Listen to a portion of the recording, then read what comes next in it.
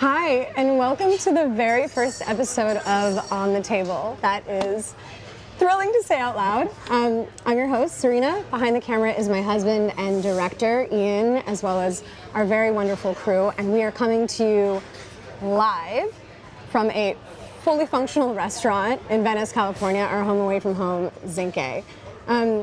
This show is partly inspired by our old boss, Larry King, who at one point in his career had a show that he shot live out of a Miami diner booth. We're doing ours in LA over cocktails because we like to keep shit loose. And we're doing it live because anything can happen and it's fun. But there's also another reason. I have thought about and talked about and dreamt of making a show like this for a very long time. And I have not made this show for a very long time because I let fear get in the way. I wanted to be fully baked. I wanted it to be more perfect. I wanted me to be more perfect. And of course, that's a fallacy, and all it was doing was keeping me stuck. So one day my stage husband says to me, you know what, you gotta fucking do it live, because when you do it live, it's out there and you can't overthink it. So here we are, and we'll see if he was right. And the irony is that that's what this show is about. I'm going to be talking to guests about the messiness of what it means to be human and alive. All of the ways that we're confronting our fears, like right now, the attempts to build a life that actually feels true to us, and all of the places where we're asking if we're doing it right. Because I have worked alongside celebrity and uber successful people my entire career, and if there's one thing I can say, it's that we all have these questions, every single one of us. So I'd like to go on the journey of trying to explore those with you. Maybe we'll find some answers along the way, and if nothing else, we'll get a little fucking drunk. So it is perfectly fitting that these are my first two guests, Qveen Herby, aka Amy Noonan, and her producer husband, Nick. These are two virtuosically talented musicians. Amy is an absolutely bananas rapper. They are creative multi-hyphenates, and they, years ago, left what was a very sure thing in a lot of people's minds, a massive record deal, so that they could basically start over from scratch and build an independent career that represented the music and the art that they really wanted to make. They have done it. The millions of streams on Spotify and the million-plus followers on Instagram and the instantly sold-out live shows and their sick podcast, it goes on and on.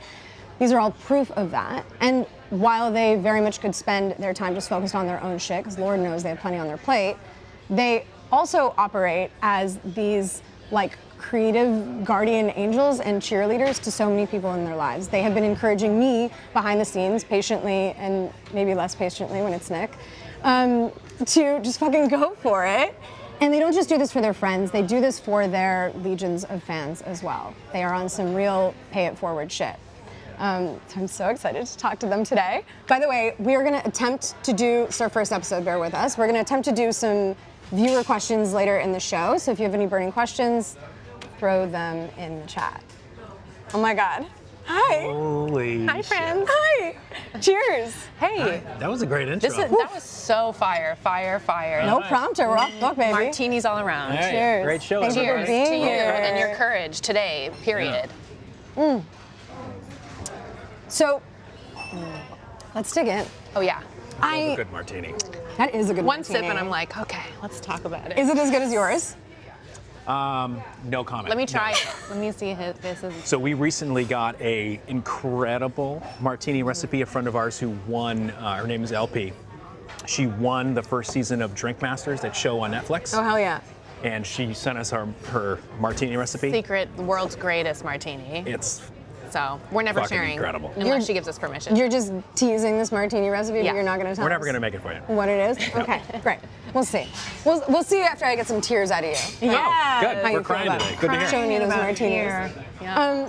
When I asked you guys to be on this show, I wanted to make really clear that I wanted both of you here because this, to me, is so much a family affair. For sure. You're the solo act, you're Queen, you're out in the spotlight. Yep.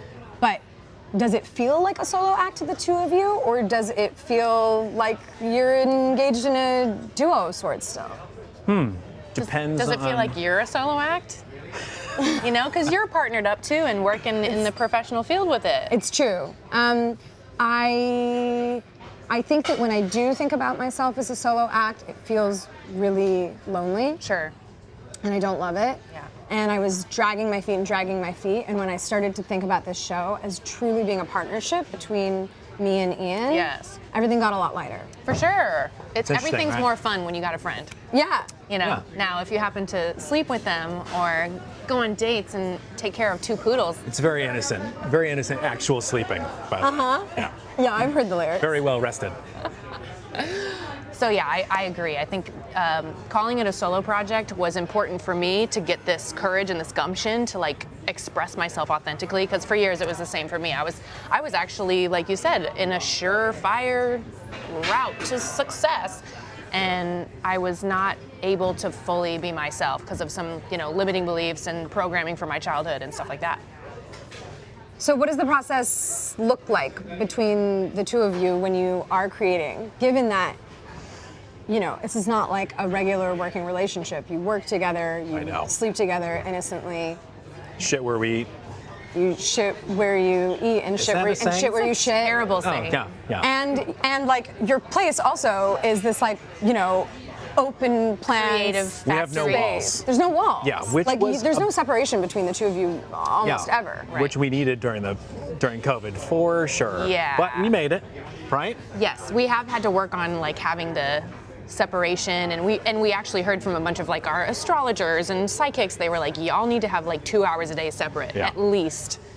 Yeah. you honor that? It's So we have started, yeah, and it helps The a lot. process, it's funny you mentioned that because we're literally just kind of changing our process right now, actually, to try to keep it fresh and to keep everything interesting, because especially this one evolves so rapidly.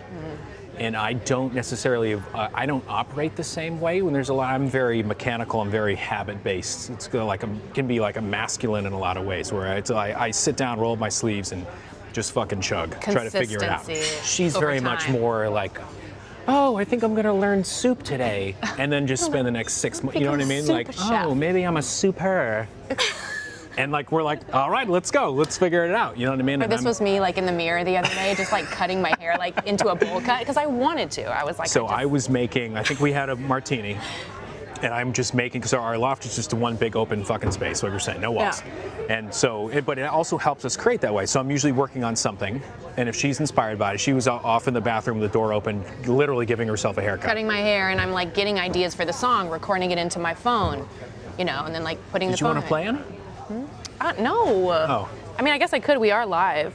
Yeah. Just to show We'll the get there. process, because it's important, Yeah. I think, for, No, I would for love people it. to see So how we're- raw it is. We're kind of constantly, it became a thing for me to then step into like a little bit of a organizational leadership role on that side of it, which is because I'm kind of a douchebag. So it was a little bit of resistance there, but it did take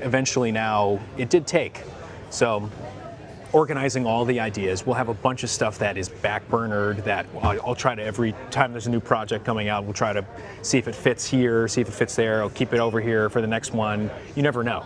There'll be some songs that we wrote 3 years ago that just came out on the last project, or vice versa. So here's me cutting my hair and just putting Put another bad bitch on my phone. Put another husband on my jaw. But you know the light beater my phone. it's just loose, and that might end up in my computer later in my separate office, and then I send it to him, and he mixes it in, and we put some background vocals. So it is becoming really like an amoeba of creativity. Had you written any of that prior, or you were just feeling inspired Right. and in it as you're cutting your hair And it's coming out? It's like this new understanding that we have, or that I have, is that you kind of are channeling something else. A lot of artists say, like, I didn't write that. Totally. It was gifted to me. Totally. So when I feel that, it might be when I'm folding laundry. I don't know. Often I'm in the bathtub. Bathtub. Yeah. Water is a big thing for people, apparently. Yeah. The Mark Jacobs talks about it a lot. Well, There's a lot Pharrell of talks designers. about it Pharrell too. talks about it. Yeah. Yeah. Pharrell, yeah, he said it was like, I think if I'm remembering correctly, when I interviewed him, he was talking about the shower, which is a big one for a lot of people, right? Because it's Dude, sort of huge. closing out. I think it's partly like because it's closing out some of your other senses a little bit. Yeah. And you can, I guess, like maybe your brain can't be in as many other places, but I think it also contributed to why he moved to Miami. There was something about like the storm systems and the humidity and all this like the water stuff that Totally. he found really like supportive of his creative. Our Pharrell story is so funny because he literally is a fucking Jedi. He's a It Jedi. was like he was launching something and we were performing there and we got to hang out and say hi. And all these guys came like barging into the room, started just taking pictures, and he just put his hand up and he went, "No." And they just slowly bring it down. They're like, "Okay, yeah." I was like, oh, that's how you do it. And then just like slow walked out of the room, and he was like, "Where were we?" Oh my God. This guy's a. That was me. Oh yeah, it was Ian. We're getting the director peanut gallery already. I love it. Also, we have a great story about Ian meeting Questlove for the first time. Oh my God. Oh, we're gonna embarrass him on camera. Which he later got to actually tell Questlove. So we closed the loop. We closed the loop. We closed the loop. Anyway. We close the loop. Many adventures with many legends who have the similar experience. Like sometimes, like when you were thinking of this show, you were like, and it kind of sticks with you. They say, I forget who the poet is, but she's like, if it's coming at you and you don't grab it, the idea will go off to somebody else. I think it's Maya Angelou. Yeah. Thank you. Like it's like almost like it's a spirit that's like entering your body. Or they call it the muse. In the War of Art, they call it the muse. Yeah. Who did Big Magic? Oh, Elizabeth Gilbert. Elizabeth Gilbert. She talks about it too. Yeah. Oh, she's the one who told the Maya Angelou story, I think. Is she? Great book. Yes, and she talks about something that I think is so fascinating as it pertains to you guys as well, about like the way that we societally tend to think about genius as being something that just like inhabits us, and that like you are a genius or you're not. Or you're not. Totally. But Liz Gilbert talks about how, I don't know, in the Renaissance era or something like that, that they thought about genius as like an actual like creature that would come and inhabit your walls. And so if you put something out that was like brilliant, you couldn't take credit for it. Yeah. You would say, well, the genius was visiting me. And if you put out something that was shit, it didn't have to kill visit. you. Yeah, they were like, well, the genius wasn't there. Like, whatever. It wasn't. I'll try again. That helps a lot to separate yourself from Big your time. art. And so you're not so hard on yourself. You're like, oh, the genius monster was gone that day. Yeah. But Do you you have think to catch the genius monster. Like that should be the title of this episode. You have to catch it like if it's coming in. So when I'm cutting my hair and something comes to me, thank goddess for our phones and technology. We can now capture. Back in the day, you couldn't record until you signed a record deal, like paid all this money, did all this stuff. Like now we can just do it in the palm of our hand. Totally. It's like fully democratized. But then it's like so many ideas. How do you organize them and focus it and then say, we're shooting this podcast today. The first episode is going from Zinque. Like, right. That's a whole other beast. And is that partly where the partnership between you two comes into play? Like, are you sort of the airy-fairy, my ideas are kind of all over the place, and you're the one who's saying, I'm gonna make a spreadsheet and we're gonna focus? I definitely don't even know how to spell that word, but yes. Which is crazy because I love spreadsheets and I am very organized. Yeah. She but is. embracing She's incredibly my organized. fairy dust Yeah. role. On the whole. And the other day I literally handed it off to you. I Oh was my like, God, thank you. I was Don't like, touch me. can you please be daddy, like for the next chapter? I want to just really be a fairy. On the whole, make no mistake, she is 100 times more organized than I am. There is something about when it does come to making the music though, there's different levels to it. So in the very beginning, I'll help organize, this is what I think the hook is, this is kind of what I think the verses are, kind of like, you just need something to begin with, something to start with. Yeah. Something to bounce off, some kind of structure. Yeah. But when we get to the end, then I've been living with the song forever, adding production, adding post-production, doing all this stuff. So I'm up its ass. I don't even fucking know where I am anymore. And then she can help a lot, being like, dude. Oh, it's missing a xylophone, Exactly. So she can come and then help, or like with Still mixing. very fairy though. Like I'm embracing that. Yeah. I used to try to do both jobs, which I think was frustrating. Yeah. So there is a little bit more of a feeling of division of labor between the two of you. Now, Yeah. I think it's healthier It so is, far. but the writing still, the biggest thing that no one appreciates, like even we saw on the writer's strike and stuff, is how much brain power, talent, and focus and energy it takes to be a good fucking writer. Oh my God, it's insane. And sometimes I think about like within the music industry that like we shouldn't even be putting some artists in like the same category. You know what I mean? It's bizarre to me. Like people that get nominated for the same award, and you're do thinking it about sonically. the writing component of it Right. and the lyricism, and you're going like, That's overlooked. these people are playing two very different games here, or somebody's writing their own shit, and somebody else has like 19 writers behind the scenes. And you know what? And it's all totally true. And we had to come to terms with that too. It was like, well, at the end of the day, someone's going to listen to it Or and they're be not. like, Yeah. do I like it or do I not? Yeah. That's it. That's the chasm. That could be written by 12 people with $1 million budget with the fucking biggest producers, or it could be, Lorde when she's 14 in her basement. Do you know what I mean? Totally. Both can exist, and at the Totally. same time, it's this weird. That's what makes it so. I guess that's the muse. That's the genius. You gotta. Sometimes it just is in the fucking walls.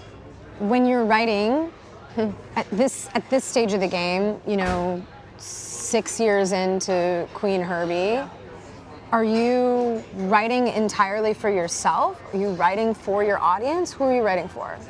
It helps to write for myself. I notice the songs that resonate the most are the ones where I'm like, working through something or healing something, and I'm being as honest as I can. I notice like it doesn't feel like the right choice, but when those songs come out, people resonate with them the most. I mean, I think that feels so affirming. Yeah. Right? It's like, these are my stories to tell. Yeah. This is like, make your mess your message. I think Robin Roberts. Thank you. We've got all the We same know. references. I love it. This was not good planned. ones. It was not Yeah, they were good. They're good ones.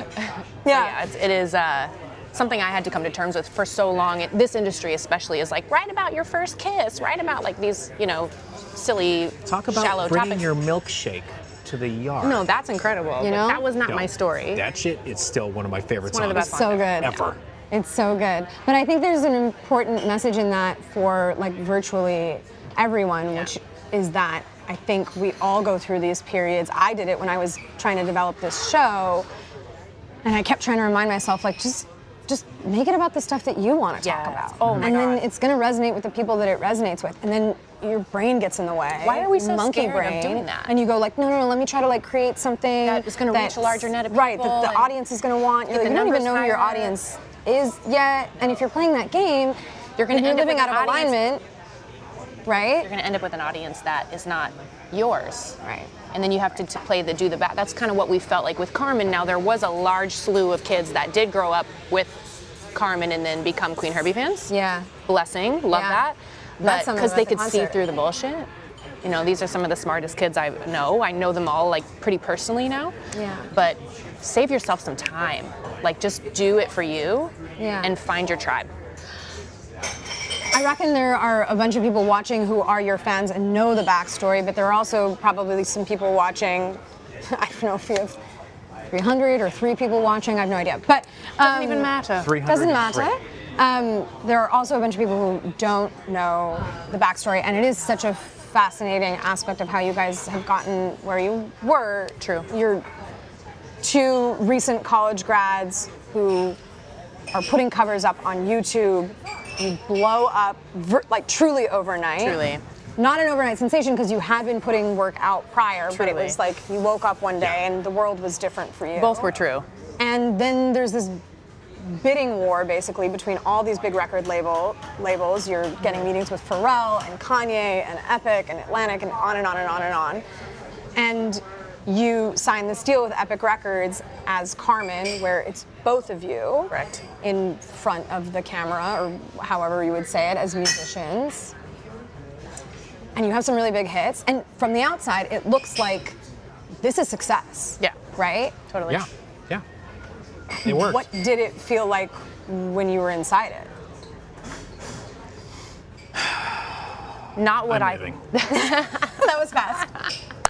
That's what she said. Not what I expected at all. Like, I remember when I was a little girl, I was like, I'm gonna be a pop star and this is gonna happen and it's gonna feel like this.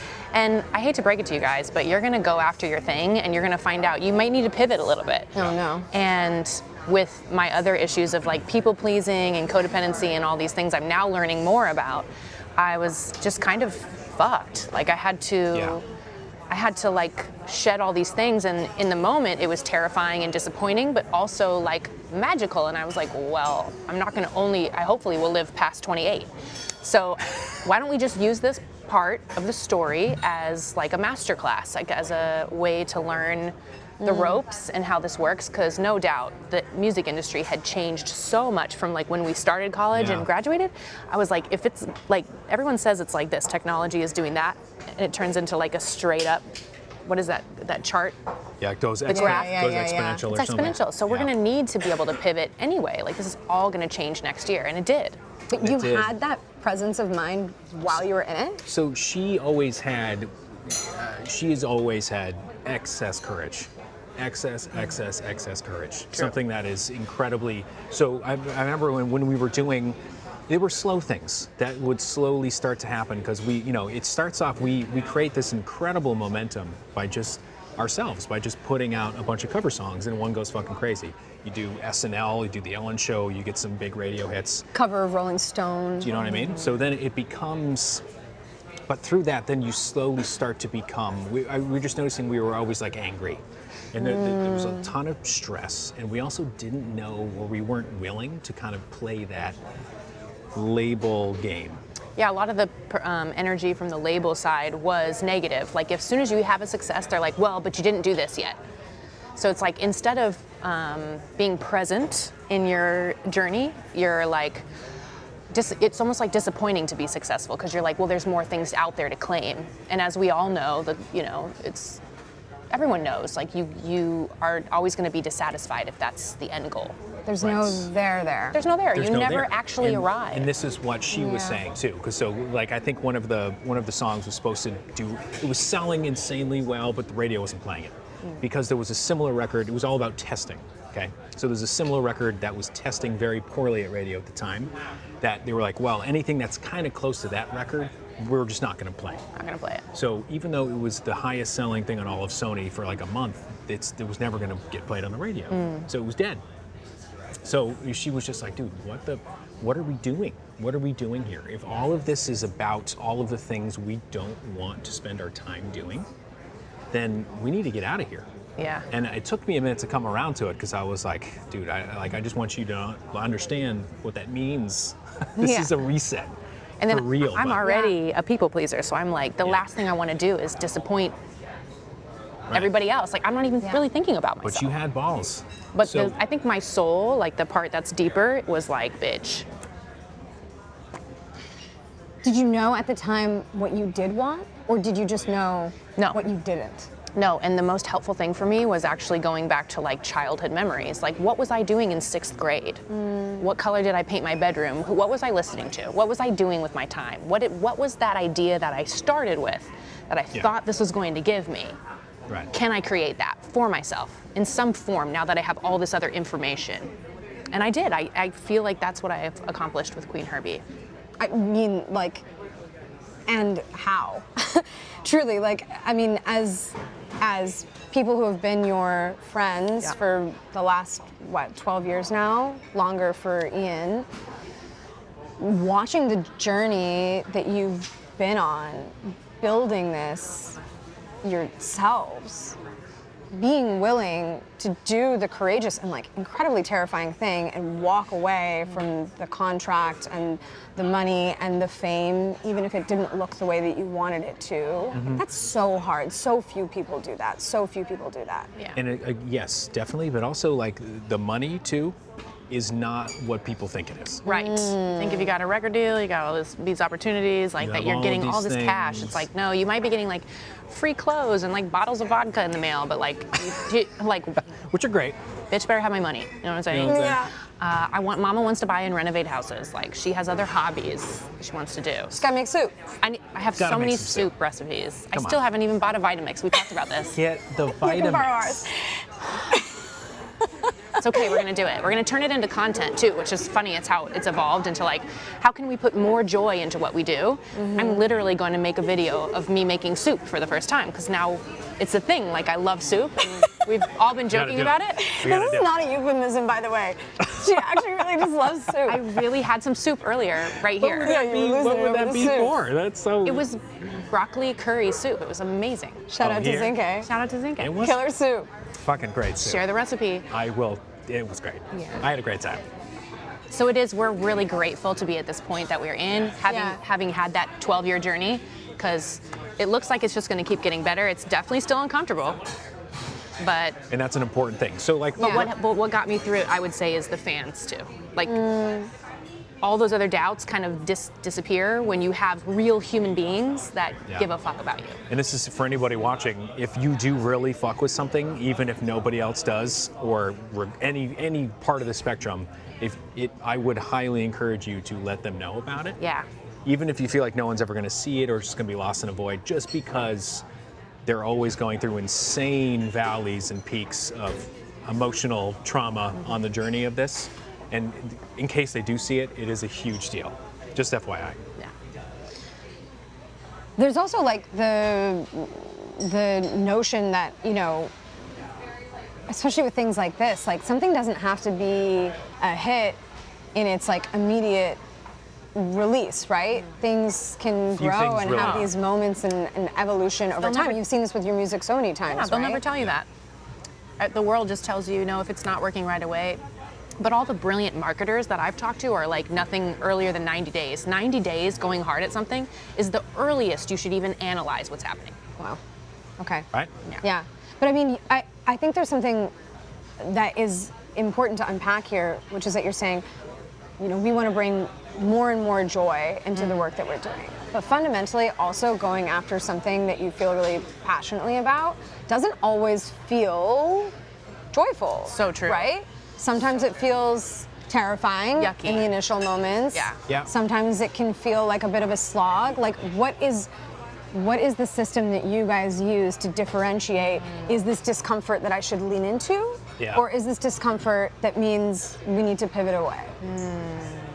The only kind of reference I have for it is like the difference between muscle soreness and like joint pain. Okay, so like Okay. let's say you're exercising and you're like, oh man, I'm really sore, but like I feel good, but like I'm sore. I could tell it's like just my muscles, rather than like, oh, I hurt myself. Yeah, my tendons are falling off. That's a different kind of pain. Yeah. They're both pain. Yeah. One is uncomfortable that you are going to be building from. Yeah. And the other one you're going to need to like is not good for you. It's You're gonna setting you have back. to, You're gonna have stop to get and surgery. like actually. That's a great analogy, babe. Oh my God, thank you. It's the martini. But you're already ready for another. Am We I? should have known. We should have just put 3 down. You're there not for crying you. yet. You're supposed to cry by the I am 3/4 inside. point of the martini. No, lost my only twist on so the it's long way. it's a 2 martini cry. That's the rule. two Never martini have more cry. martinis than Right, nipples, we're gonna- The people. host, gotta get another- you get an we got- extra okay. twist. You get an extra. You get a Let's do it. twist. You get a twist. So I, You get a I twist. follow this sort of like wild spiritual goddess called Teal Swan. Okay. She's a bit controversial, but like has given me so much insight into my healing process. Yeah. And she said, what pain are you willing to tolerate? She's like, when you're on your purpose, the biggest thing people don't understand is like if you have found your purpose and you're uncomfortable and you feel like sometimes you hate it, that's completely normal. It's not about like being uncomfortable. It's like, but what pain are you willing to tolerate? Yeah. Because everyone's gonna have to tolerate something shitty. Something's gonna be there. There's You can't no escape it. perfect, like I used to think that way until I saw her video. I was like, oh bitch, you say it exactly the way I need to hear it. Like I was saying the other month, I was like, maybe I should just quit and become a soup chef. I should be making soups because I'm unhappy today. And in the beginning of Qveen right. Herby, Just in this moment. Right. Like, and, right. And I'm doesn't it uncomfortable. feel like whatever you're feeling in that moment is just how you're gonna feel forever? it is so hard to zoom out Yeah. and get out of your own fucking perspective. It's incredibly hard. It's very difficult. And I also think like just the human experience in general is traumatic.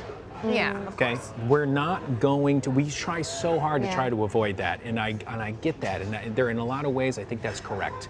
But at the same time, like this, we're here for this. This is all going to be This is all part of something else. This is all a learning. We call it all the time the Earth School. So even if it's something that feels like you have a lot of resistance to it, usually that's going to be soul work for you. Shit that is the point of why you're in a human body. And they do say to lean into it. Yeah. Like when your muscles are a little sore, like wait a day and go back to the gym. Yeah. I think that this is one of those ways on a sort of societal level that we're due for some recalibration. Yeah. Because I think the moment we as human beings feel resistance or fear or discomfort, we go like, oh, I think that means it's bad. Like I should go in the other direction. And often it's like, no, what you should do is walk toward it. Yeah. And see what happens on the other side. I mean, the last couple of days, I got nervous. Like, obviously, I care about this. You're like, what am I doing? Right? Yeah. And you have that fucking inner voice gets in there and starts going like, what are you doing? What right do you have? You're too old. Whatever. Oh my God. You know? I know her. She talks to me too. Do you consider yourself a performer? For sure. So you're already, so when the camera comes on, are you like, bring it, bitch? Or do you shy away? So much easier the moment that light went on. See? Yeah. So that already is things that you probably know, because like, you know, if this is the first show, then like, what are we talking about? This is why I love you so much, and I love all my babes, all my babies, and everybody who listens to me or who is just finding me for the first time today. Yeah. I get so inspired that this is happening. Imagine if everyone in the world is doing what you're doing right now. Yeah, but the thing is, like, you guys deserve so much credit because, no, truly, 10%. I mean, We'll take 10%. no, I mean, like, 15. I'm not 12 gonna and a half. pay Deal. you I don't 12 want and a half, but I'll give you 37% credit. 2 martinis a month. Yeah, with your recipe. Let's go. Yeah, all right, we're ready. But I mean, the thing is, like, with this podcast, the House of Herby podcast, I mean, this is your like raison d'etre for that, right? Yes. Like you're trying to to galvanize people to put their art into the world, and I think it's so incredibly beautiful what you're doing. You're not just inspiring people through the music and through your lyrics for them to get into their fucking bad bitch energy and their woo energy. Like you're also giving people these like practical roadmaps. And I was listening to the podcast to research this interview, and then I was like having this crazy like meta moment because I was like, wait, no, I'm actually listening to this podcast because I need it for this creative journey that I'm going on, not just so that I can figure out what to talk to you about, you know? And I think that's so amazing. I want, like, you must hear stories from fans and whatever who are going for it. The most rewarding, actually, I mean, every single story is rewarding, but when my best friend from home, that I grew up with from like diapers, texted me, and I don't talk to her enough. I don't talk to her that often. And was like, oh my God, this one episode like really did it for me. I had no idea she was listening. Had no idea this would affect someone from where I come from, you know? And I was so moved by it. And I was like, you have no idea how much this means. And she's like, you have no idea how much you've helped me. Oh. Okay. We're crying. Is this the cry? Is it time? Cue it, mama. And cut. Shout out to Rachel. She knows who she is, my bestie from birth. You gotta catch up. He was born 2 days. He was born 2 days before me, and Rachel was born 2 days after me. So I'm literally sandwiched in between some of my favorite humans. Oh my God. I'm so lucky. You're just a little Taurus hoe. Yeah. Taurus hoes everywhere. Super earthy. Does that feel like it's wrapped up in your purpose? And I want to know from both of you, like, if your purpose is the same. But when you get feedback like that you galvanized somebody else to go after their dream. Yeah. Like, is that part of it? That's for what you? gets me off. Yeah. Not him. I'm horny for that. Actually, Told you know that what? was on the no ask. I'll let you answer. off the table. Actually, I'm not going to answer for you. Oh, for me? Yeah, what gets you off? What would you answer for me? He has told me, is this too personal? He has told me I'm about that to find out. he feels like it's a lot of his purpose to push me. Yeah.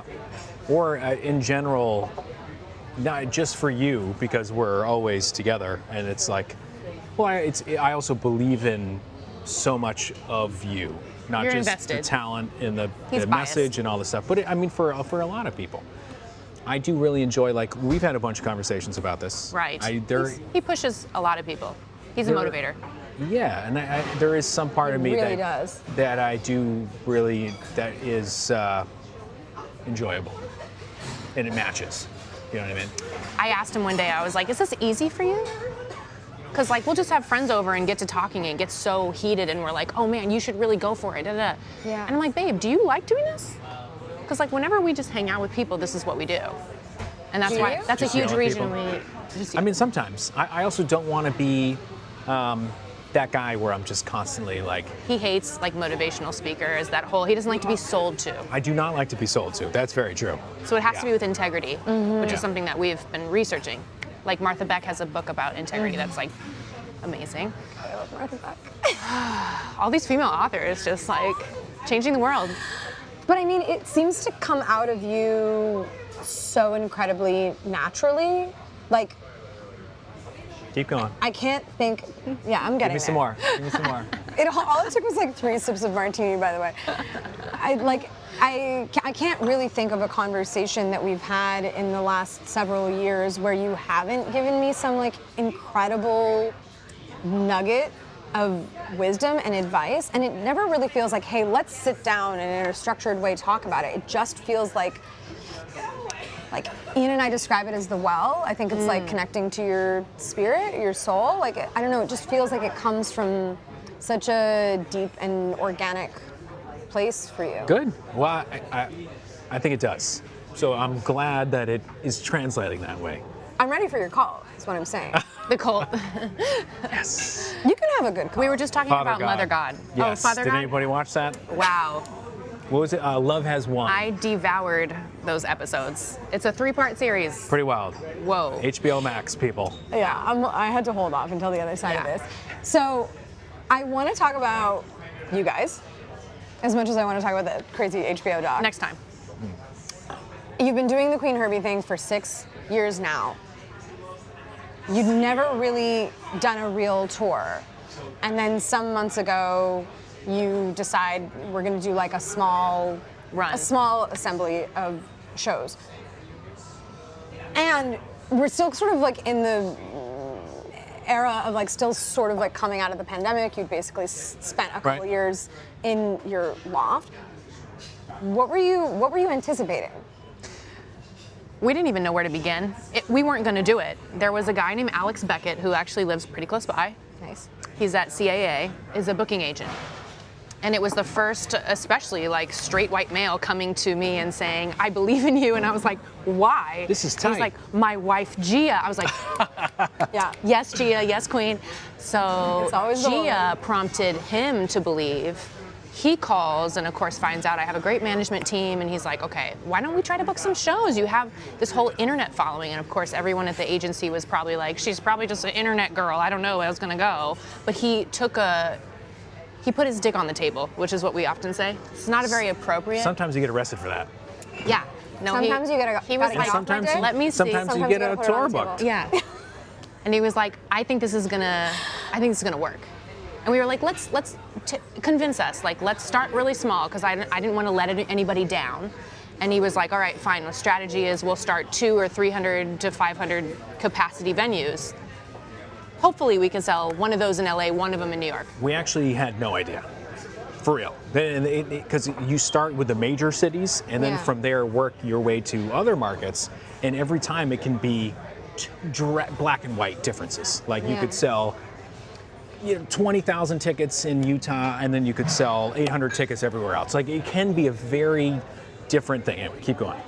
So we Just for everybody who's curious. So we put the tickets on We're sale. all curious. Oh, well, we strategized. We were like, where is a string of venues that are like 300 cap, 500 cap, 700? We were like, no way we're going to get the 700. You know, you sell the tickets and you upgrade the venues. So he really walked us through like how to do this. And of course, as we now know, people showed up. People bought tickets. And then I got to dive into the fairy girl again and go into my land of like, what does it look like? What's happening? I was like, do I have dancers yet? Do we have band? Like, is it just me?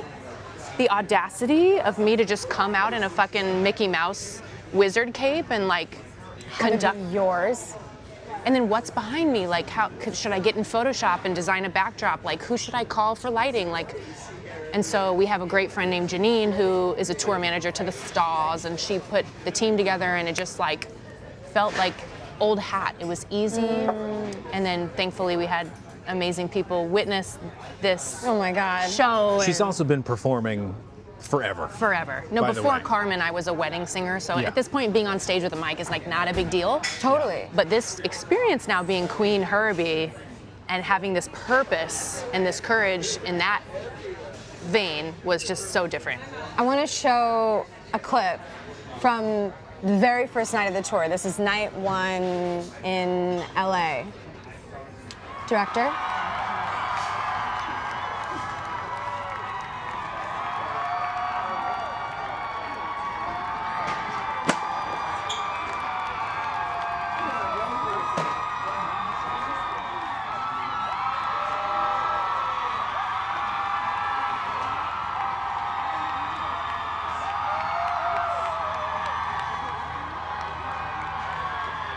I see like people in the crowd that are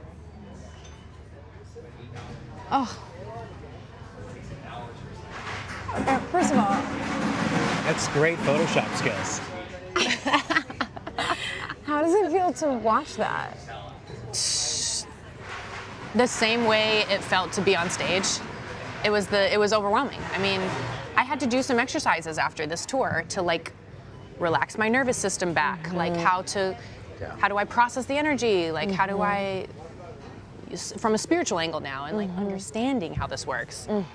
Because so many great artists we see go on tour and experience this, and they don't know how to, and they take Xanax or like have to medicate, because that energy is magical, but you have to know like what to do with it. Yeah, I want to talk about that energy a little bit, just to give people a sense.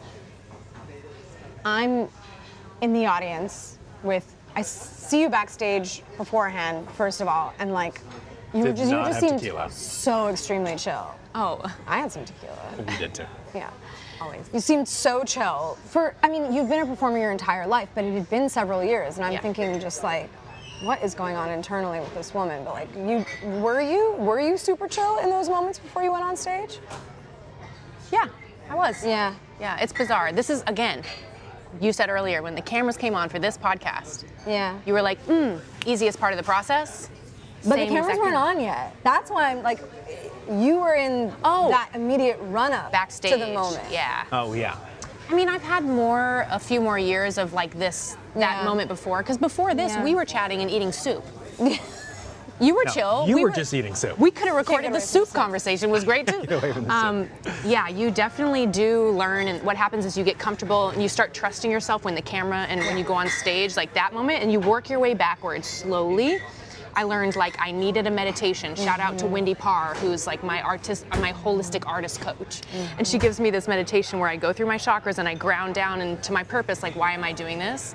All of that is so helpful. Yeah. And I'm telling you, it's still overwhelming because the audience energy is just like, it's like you just like teleported into heaven for an hour and 15 minutes. I mean, even in the audience, that's how it felt. I'm standing there with my girlfriend who had not been familiar with your music prior, and you come out on stage, and every single person, I'm gonna it gets me every time. Every single person knows every single lyric to every single song. And I'm looking around going like, this does not happen. I mean, and then I'm thinking, I'm biased, they're my friends, whatever. Sure. Am I being biased in this situation? And I look over at my girlfriend, who frankly did not know you from Adam prior to that show, and she is weeping. Yeah. And she's saying, I've never seen anything like this. And then I'm scouring the crowd, and I'm going like, it's like a wildly diverse crowd. Love it. And then I'm just watching you, and I'm thinking, how the fuck does it feel to be in her body in this moment? Yeah, I mean, it was different than anything I ever experienced. The reason I didn't go on tour was because I was worried that I was going to have the similar traumas to before, of me pretending to be somebody I'm not and all this stuff. But this time I had done the work, I had healed, I had, spent years pinpointing like, is this me? Is this somebody else? Like, no, okay, cool, get rid of this, add this back. Childhood, inner child work really helped. Building a relationship with them over the internets for 7 years too. Like I really feel connected to my babes. Like my queendom. I hate giving it a name because it's just like, it's bigger than that. But it's magical. How did it feel for you? Oh, I wasn't there. No, it was. He was busy that night. Yeah, I was busy. It was poker night. Making soup. Yeah. We're just gonna beat He this horse You know down. what? you No. sat in the living room with me and coached me through putting together the show beats and the skits Well, and stuff. there was a lot of things to us because it was just the two of us putting the show together, and there was a lot of moments where we were like, Are we they're doing gonna this get it, right? right? Are we doing this right? yeah, like is this Right. good? Is there gonna be any reaction at all? Yes. Like what's gonna happen? Right, you don't know. What if my higher don't. self calls It's on a just red us. phone and I run and I pick it Yeah, up and it's it just says, us sitting there trying to figure it out, and we're also she's an incredible visual reference artist too. So there are all these different all these workshops she's done and all these things, and so like the intro, like Fantasia was a reference. Yeah. You know, like kind of coming out and conducting the huge, you know, the waterfalls are coming up. You know, once we get budget. And then Getting you there. know all these crazy things, and then evolves into this whole thing. But But then bam, you hit him with You gotta songs come that they've straight over- enjoyed on TikTok and Instagram. Like, yeah, it's in your it was feed. an experience. You know? And there were a lot of parts too when the beginning of this whole thing, because there was still some leftover trauma from the experience of. So because when you start going from the Carmen experience, when you really start like going, it's like it kind of it creates its own. It becomes its own thing, and you are living on airplanes. You're living in these hotels a new one every night. It's not like a high quality of life. It sounds fun for a little while, and it is Yeah. really fun for a little while, and then it just kind of beats the shit out of you, and it becomes. This is why everybody they have so many substance abuse issues, because you need to find a way to regulate and to get your nervous system to not like constantly be tweaking about it's a different pillow, it's a different bed, it's a different living in an airplane in an airport You're like, every day, how do you having find your airport lunches grounding? every day. Yes, and stay healthy and not have all these things. And I had to keep reminding her. I was like, this is not Carmen. This is not that experience. You are in complete control here. No one else is giving you any other. You do whatever you want to do. It's probably similar to how you were like, I've done Larry King, I've done Masterclass, I've done all these things, and now I just want to do my own thing, and you have that imposter syndrome, and you're like, Totally. but And it's the what first if thing- But what if some of the bad Totally. things I didn't like about this happened Right. over here? And it's like, no, it's very separate. Yeah. And you immediately revert to that experience. Yeah. It's trauma. Of, Yeah. Yeah. The Of body like, keeps the score. Yes. Right. And we're You not gotta shake like a blaming dog. anyone. Like that Yeah. was hard for me at first. I was like, should I blame my parents? Should I blame the label? It's like, no. I am able to choose how to move forward from here. Did you feel like over the course of this tour, and of course there was LA and there was New York, and SF, and now you've added more cities, do you feel like you were able to, and you've been able to honor who you both actually are in this? Or are you fighting the reversion gremlin? Is that still coming up? I feel so grounded. Now there will be a little bit of a jump when we get to the next level, right? We sold, I think our highest is like 3,000 or something in Denver. Is that I forget. oh It's- no, yeah. The ticket sales she are like would've done so. But there were still people. This is the thing that kind of blew our mind, because like we were saying before, you have the LAs and the New Yorks, and then everything else. Like the venue in Atlanta next month or 2 months from now is like 2,300 cap. It's sold out pretty much. The first instantly. venues were like 700. That was my Yeah. top. So I'm like, how did we She's jump? 2 nights at How did we 1,600 in jump? Denver, and it's so sold that means out. soon we're gonna need dancers and we're gonna need actors, and I want people cleansing auras at the front. Hell yeah. I'm like dreaming bigger. Yeah, Right. yeah. So And we're really trying to- maintaining that calm state of mind and that like groundedness through the process of now growing is the next challenge. Okay. The question for me that brings up is, you have done all of this work. I mean, part of how you describe yourself is as a self-discovery guru. We've been referencing all of the masters throughout this interview. Yes, true. You want it to be coming from a place, an internal place, and an intrinsically motivated place. And then you're on stage and you get this absolute onslaught Yeah. of validation, which, come on, fucking feels great, you know? How do you square that and not allow it to go to your head, but also stay in a space where you can allow yourself to know that you're deserving, right? 'Cause I Right. think sometimes the reaction instead is to push it away. Totally. Right? But that's I don't think that's the answer either. Have you found that middle ground, and what does it feel like? The most important thing for me so far has been honoring, again, what does Qveen Herby want? Not, oh, the agent is saying this and they're saying this. Like, she knows.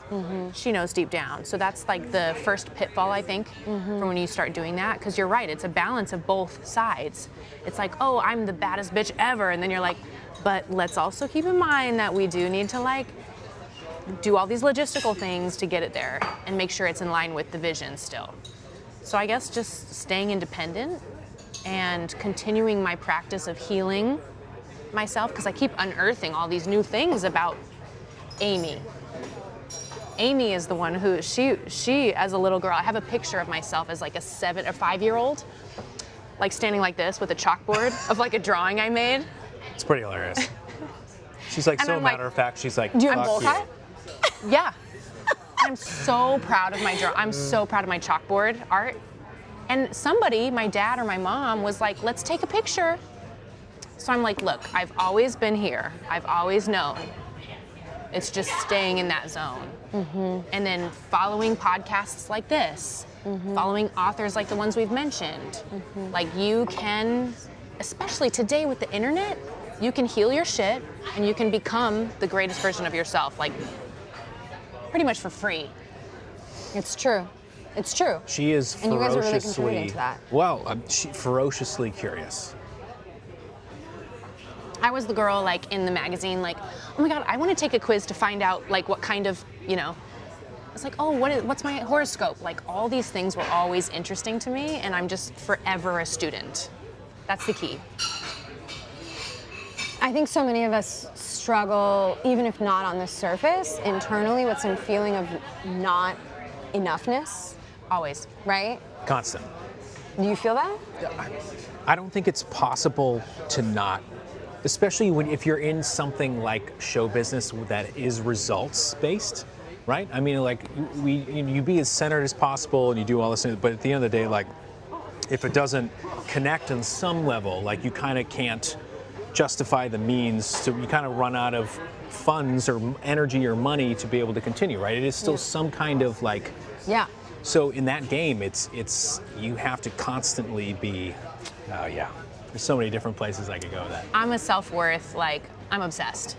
As soon as I found, I think it was Matt Kahn, I'm bridging like all these amazing authors with like woo-woo people. We're gonna have to put like every single woo, reference. to me, like notes for last people. night I was reading like I'm following some new like, I don't even know if it's like a religion or they believe in aliens, and I'm like, yeah, give me your perspective. I want to hear, because I love taking all the perspectives and meshing them together. Yeah. But yeah, it is. Matt Kahn did a whole clinic on like self-worth, and I had never even considered that as like we have to name it, right, to even Totally. approach it. Totally. Yeah. I was like, oh yeah, I do abandon myself a lot. I do not. Sometimes I doubt myself, and it's like, how do you start understanding where that voice is, and so that you can catch it and counter it? And I think anybody, like I was trying to say before, like if we're having a human experience, you are never not going to have that experience. Period. There's never not going to be a voice. There was an interview with like Bruno Mars a couple of years ago, where he was like, I don't feel like I've done anything. Yeah. You know what I mean? He's literally had like this is also a little bit of the toxicity of the music business in True. general. Yeah. It's always like, yeah, but Michael Jackson has more hits. Drake did better this year. Whatever, you know what I mean? And it's real, and it's like it's a constant chasing the carrot cocaine addiction. Yeah. Where it's never going to be enough. And if you do allow yourself to get trapped into that, it will destroy your life. Consume and a lot of you. people will, they end up dead, or You they can end still up. you can still get out. It's just like you but need it good needs people to around be. you. It needs to be not for that. Yeah. And it needs Yeah. to be for Yeah. and to know that you can have these voices and these impulses, and you don't have to act on them. There's this book I read, and I talk about this shit constantly. There's a book I read every year called Letting Go. Okay? By You David reread Hawkins. it every year. I love Every year, that. because every year I get something new from it, and it's just that kind of basic concept where you are allowing. You're not trying to stop the voice, because if you just are constantly like trying to shut it off, it's going to come at the worst possible time where you're not going to be able to control it. So right? It'll aggressive. come through. It'll find a way. But so it's sitting and allowing it and just observing. You don't have to change it. You don't have to whatever. You just watch it and let it pass through. It's like a. Oh, that's interesting that she's saying that. Oh, interesting. Just observe it. Don't judge it. Don't fucking it. Just sit with it for a few minutes, and it feels like heat, almost like when you feel embarrassed. It's like a strong, and everything in your body is going to want to make you change or you move on, and you have to just sit with it and allow it to dissipate. Sit with it, but don't believe it. Don't Observe engage it. Just like siphon it off and be like, hey, bitch. The biggest thing I've taken away. What did you say? I'm sorry, what? I'm sorry. What did you Oh, say? that's interesting that you think that Your what I'm hurts? not good enough to make a podcast. That's interesting you think that. Yeah. Hey, girl. The Yeah. biggest So cute. thing that I'm probably going to take Instead of going, from. oh my God, I'm not good enough to make a podcast. Then it becomes you. Don't follow it. Right. Don't follow it. That's the key. That's the trick. And it's because it's impossible. We have like, how many senses do we have? 5? I think so. I don't know. Well, so there 6. are so many things that can pull you down that shit river of fuckery. And it's hard. It's not a simple task. Sometimes it's incredibly difficult, like dealing with anger. You have to be able to just observe yourself and observe the anger rather than operate from the anger. We were talking about crying earlier, like Yeah. how important it is to cry Yeah. and to be angry. Like Yeah. I was reading a book, PTSD, like I forget what it is, but it's a Pete Walker book. And This is a note that we took from last night. Oh, the importance of crying. Okay. Yeah. I was This is like, going to be a. Women- This is a content piece / song title. okay, good. This This is a whole album. This is how it flows. The importance of crying. Women are conditioned to cry, men are conditioned to be angry. And Yes. like if either of them does the opposite thing, you're like out of like people don't accept Totally. that. People But don't know what to do with it. that energy Yeah. has to go. That you're constantly fighting with that bitch in your head. Yeah. And like that has to go somewhere. The energy has to be released. So last night I had a good cry to a Noah Kahan song called Stick Season. Fucking amazing. It's pretty wild. I'll now look for ways to make myself cry Totally. because I know I have to release. Yeah, and sometimes emotion can get stuck. You need Yeah. to basically exorcise it Yes. from your body. And we live in this society where there's just this onslaught of noise and stimuli everywhere. And it's very easy Yes. to not go inward and listen to yourself. Like, you guys are already talking about some pretty advanced stuff. It's like step 1 is like sit the fuck down and get quiet and try to be still. Put the phone down. Yeah. Put the phone down, Whoa. It's stop hard. distracting It's hard. yourself. I understand. And go inward. I mean, you guys are so far along the journey.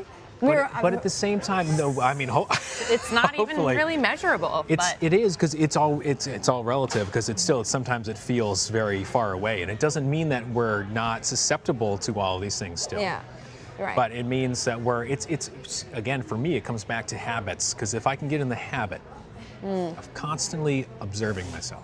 he's such a consistency guy. Jesus Christ. The I'm Nick Noonan consistency so train consistent. is real. I'm consistently so inconsistent.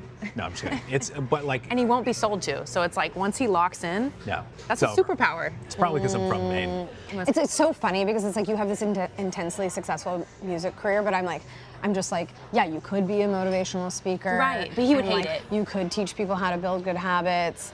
I would. We could start you a website. Okay. And then you could make soups. You guys were like barely scratching the surface I here. I know, love that I wrote all I these questions and then it just happened. But Hold director, on. can we go a few minutes longer? Oh, Yeah, chat I want to do chat questions. You need I to also take a want to sip do. first. Oh, there's a lot of chat. That's very exciting. Okay. I don't know what that means. I want to ask some chat questions, and then we're gonna end with like a tiny little signature segment. We can do You know, it. we gotta have a We signature can do an seg. episode 2 if we need it. Listen. Later. I think you guys are just gonna like. This ends up being our. You're coming back. This is our own podcast now. It's just you're the only guests. It's you every time. House of Clergy. What? Okay. We got some viewer questions. First question is, what do you think of the Scorpio energy, and how did you feel during Scorpio season this year? I'm a Scorpio rising. Ooh, See, you know more than I do. Such a fucking Scorpio, right? We're Tauruses, so the way it works, because I'm like a research hoe. Yeah. The way it works on the astrological wheel is Taurus and Scorpio are perfectly opposite. So we love a Scorpio energy. We were thriving, but it's dark. Like Scorpios are mysterious and sexual and secretive, and it's like unveiling like things that were in the dark. And I'm witchy as fuck. So Witchy as fuck, dude. we enjoyed it. That's a great We would have question. been burned at the stake like day one. Period. Period. So I actually don't know that much about Scorpios, but Larry King was a Scorpio. Oh. He knew nothing See, about really? astrology Oh, except crazy. that anytime there was a guest across from him and somehow it would come up that they were a Scorpio, he'd Scorpio? always go, sexual, sexual, sexual. That was it. They always say, like, if you're in a group of people and you're like, what's your zodiac sign? And there's somebody that doesn't answer, they're a Scorpio. Oh, shit. Because they just Yeah. had a bad rap, and it's not true. Like, Scorpios are magical. I thought Cap's got a bad rap. Really? Yeah, I always heard this thing about Capricorns, like, hates everything at least once, which I think is so funny. And every Capricorn that I say that to, they always go, yeah, it's Yeah. true. I hate that. Yeah. I hate that. You've got I some mean, that's Cap in you. here. I do. What Yeah. do you do in your chart? Okay. What were the dreams and fears of 5 or 6-year-old Queen? Dreams and fears? Yeah. 5-year-old Queen wanted to be a dog trainer. Dog trainer. My dad had like the very Didn't first see that one coming, did you? No. like VHS tape, recording Yeah. camera, and he was like the coolest guy in Nebraska for that. And he was like, Amy, and he would follow me around the house with this handy cam. And I was like, had such an attitude. I was like, Dad, stop, leave me alone. Amy, how was school today? I'm like, stop, Interesting. The performing you hadn't come out yet. Right. Well, I don't think it's naturally my thing. I just rose to the occasion on that. Oh, okay. But I Episode was 2. always very bold and very bossy. And he was like, what do you want to be when you grow up? And I said, a dog trainer. Is that still in you? Yeah. She still has an intense relationship with animals and dogs in general. Love animals so much. Yeah. So that probably will be Pretty a cool. charitable effort of mine as I get more successful and older. She's a puppy philanthropist. Perhaps, Naturally. Perhaps. She's a peepee. She's a peepee. She's a We peepee. love her for it. Do you remember having fears as a 5-year-old? No. Zero. Yeah. I was very confused about the world. I thought this is a weird place. There's so many rules. I don't like it. Yeah. I wanted to wear weird shit. My mom helped a little in that department. I'm grateful. She would take me shopping and buy me like weird things to wear for Nebraska. Oh, Which was she still- was supporting your individuality. I think so. Oh, that's But it nice was, to hear. it was challenging. Did you have a what was 5-year-old in Maine Nick's I'm trying dream? to think. Probably be Michael Jordan or a Jedi. Something like that. Well, you or a accomplished combination. one of those. You did it, babe. I am a basketball star. That's I his always knew I fourth had job. it. Oh, got it. Yeah. Sorry. Next life. It is hard to remember. It is hard to remember. Yeah, I remember. Yeah, that's a good question. There was always a lot of music on in our house, Yeah. like a lot of musicals and stuff. I actually had Les Mis memorized all of it when I was 8 years old. Wow. I could sing along with all of it. Now, like going back and listening to that, darkest fucking musical dark. ever. Yeah. But it's the most beautiful. The music in that is, what is it, Andrew Lloyd Webber? It's perfect. It's incredible. So you did know that you wanted to be in music, probably. Yeah. Yeah, probably. Something. I knew I liked it. Yeah. Okay. Fears seems like a 5-year-old's. I don't Do know. you have fears when you Did were you I don't know think at so. Not unless there's weird 5 to trauma. 7 years old, did you have like an idea? You I wanted to be a Amy Grant? dancer. I wanted, dancer? Yeah. Which is still a huge part of my life and you're a exists. great So dancer. that's I can validate aligned. that. She's a great dancer. I think I remember in my kindergarten class, we all had to say what we wanted to be when we grew up, and I think I said I wanted to be a dancer, and then everything got printed on this big sign that got put up in our classroom, and then there was like a parent-teacher night, and everybody got to see. And then I remember feeling kind of embarrassed because no one else said dancer? because everybody else said like astronaut and surgeon and shit like that. And What? I was like, oh no.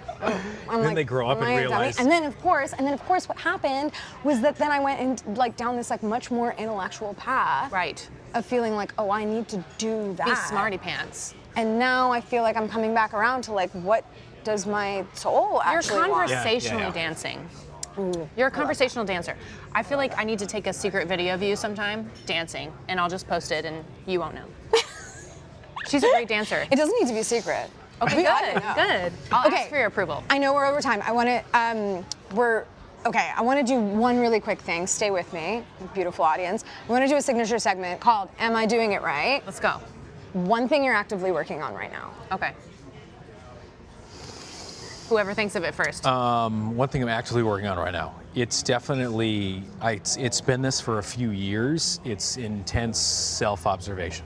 Ooh. Yeah. Whoa. That thing of like knowing when the voice is talking and watching it and not doing anything, not judging it. Always being Witness. you. Yeah, witness and keeping that even keeled, regardless of the setting, situation, all that. I know this sounds really heavy, and like we're not like saying that we're heavy people, but this is we're doing the work, and we've noticed the results, right? Yeah. So mine is complex PTSD, which is what people can experience from even like emotional neglect or like simple stuff. So Pete Walker's book has really helped me, but I'm now learning how to catch myself when I'm in a flashback. So if somebody does something that triggers me and makes me act like different, I can catch it and say, I'm in a flashback, you're now an adult, you're no longer a child, you have people to support you and help you. So I'm in this like sort of trauma recovery phase. Mary Carr has this line in one of her books where she says, separate the source of pain from the stimulus. And I feel like that's the thing. You go like, I'm not actually I'm not in danger. Yeah. And you okay. relax your Yeah. muscles, Yeah. and there's like a whole checklist that he gives you. It's really great. Because you're not even aware. Again, like you'll just be thinking about it, and all of a sudden you'll realize your abs are tight, Yes. your shoulders, your jaws clenched. You don't even know you're doing Yeah. it. This is how you become Yeah. a superhero. Yeah. This is Yeah. how you get It's the gumption wild. and Yeah. the courage and the self-worth to do your dream. No, it's not about pushing to the external stuff. It's like doing the internal first, and that clears the path. What's the Carl Jung quote? If you want, dreamers go out. Oh. If you want to awaken, go within. Ooh. Yeah. Damn. Yeah. Okay, one thing that you're bad at and you've completely made peace with. You'll just be bad at it forever. You're fine with it. Bad at driving. Looking at all the cameras. You heard it here first. If you see Queen What on the about road, you? You say something bad. You say steer something. clear. Oh, there's too many. Bless you. You're bad That is a lot. at you're bad at picking up your clothes and putting in the laundry hamper. Done. Definitely. What's yours? I have Definitely. an absolutely abhorrent sense of direction. Yes. Like, I don't like. Oh, same. You guys both. My husband could drop me off somewhere in Venice, and I would not know how to get home. I can't. I love that I for literally you. sometimes Yeah. I get mad at her. I'm like, how do you not know my where God. you are right now? My dad I would call my dad lost, and he would always say like, "Well, turn east," and I'm like, Yeah, well, but Dad, What? can't you sense where the lake is in Chicago?" What? No, I cannot. I don't see a lake, Dad. No, bitch. Do you know I where the cannot. North Star is? He's watching right now. Love you, Dad. Okay. One thing that you're absolutely fucking nailing right now. Okay. We're back in a phase of our DIY. We're doing a lot of new things. New right now. things, which is very uncomfortable. Yes. We're in a DIY phase where we've always been in this phase. We're like, I don't know, let's get like a Kodak. We've learned this all from zero. Yeah. So today, for example, I learned how to mask green screens. Come on. That's not even sexy. True. Hot. But She sent me the pictures. result is sexy. Yeah. Yeah, it's probably learning how to absorb this new implementing plans. Implementing plans. I'm being the fairy going Sans off. these- spreadsheet, because we don't know how to spell it. Correct. Yeah. Spelling. Thank God for. I'm a really Thank good God for speller. Steve Jobs. Am I right? Yeah. And that's one thing you're nailing. I'm so good Stellar at spelling. speller, me too. Oh, stellar I'm- spelling. Okay, but don't put us in a car together. We're crashing. We don't know where we're going. We are I'll having a drive. spelling bee. Yeah. Thanks for having with his plans. I love you guys. Thank you so much. It's such a pleasure. So wonderful. We This love is you. amazing. Just do this every Congrats. week. Just do it every week. Congratulations. We'll be I back just next saved time. I saved a little sip. Let's cheers to the first episode. I did Oh. not. Cheers. My babe. Congrats. My babe. Thank you. So proud. Love you. Very So fucking excited. Thank you for tuning in. Cool. Love you guys. Thank have you that. for tuning in. Okay, thank you to my guests, Nick and Amy Noonan. Go listen to all of their shit on Spotify. If you want. It's remarkable. Well, I want, so we're gonna do it. go listen to their podcast, House of Herby, follow Qveen Herby and Jedi Nick on Instagram, and do yourself a favor and buy tickets the next time they are in your city. You will not be sorry, and you will probably cry. Thank you also to Zinque for amazingly letting me shoot this here. Thank you to my wonderful crew. Make art with your friends. It's the best. And thank you, I'm gonna have to consult my notes on this. Thank you to the sponsor of our series, Eclipse.video.